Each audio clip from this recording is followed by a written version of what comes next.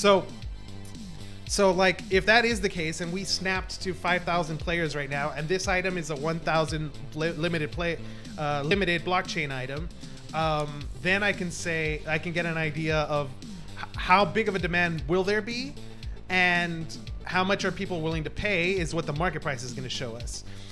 What I think is beautiful is that now that Cliff has started doing this, we get to see how the outside economy, if we go back to a couple streams a while ago, I was looking at the idea of what is, like, I could understand the value of blockchain items versus the value of Enjin. That was getting really hard to do. That's the outside Lost Relics economy, outside of the game.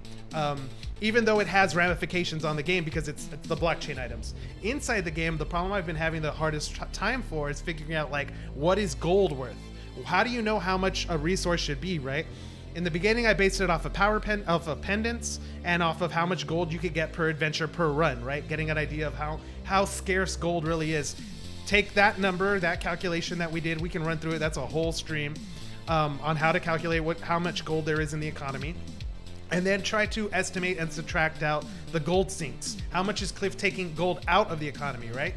And then the fact that we have a new bunch of players, like, this is what's getting me exciting. It's not just the race for the blockchain items, because look, players right now are competing.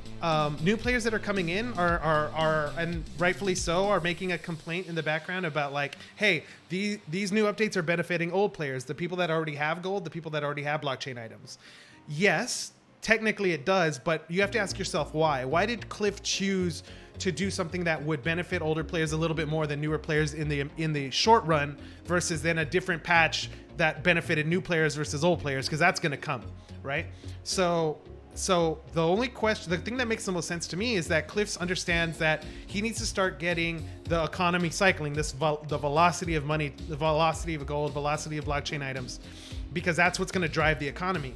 So when you create bounty systems that force old players to turn in blockchain items, that means new players get blockchain items that were never, that old players thought were gone forever. See, so the velocity starts chugging there.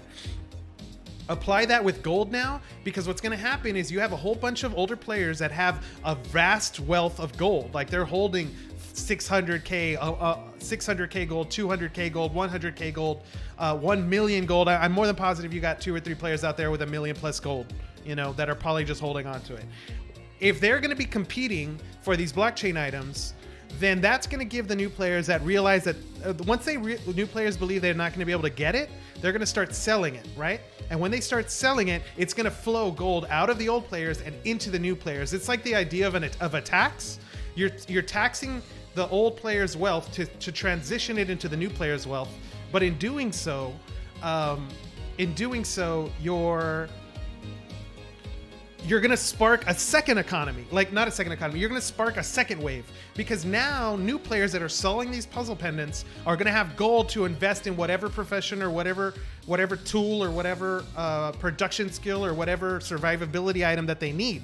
So you're going to start to see a big swash of gold swinging through the markets, which means we're going to have a lot of volatility, more than ever. What does that mean for current prices of items or for current prices of tools? Who knows? We're going to see. I have my speculations, and I've already placed my bets.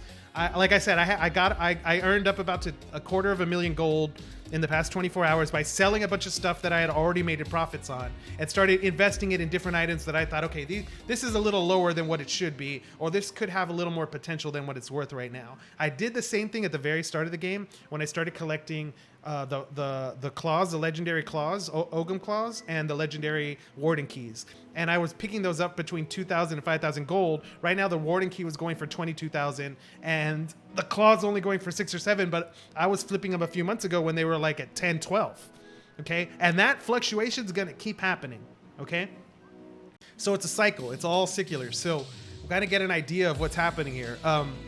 Those are my general thoughts. Let's get back to the game. Let's go ahead and turn it in.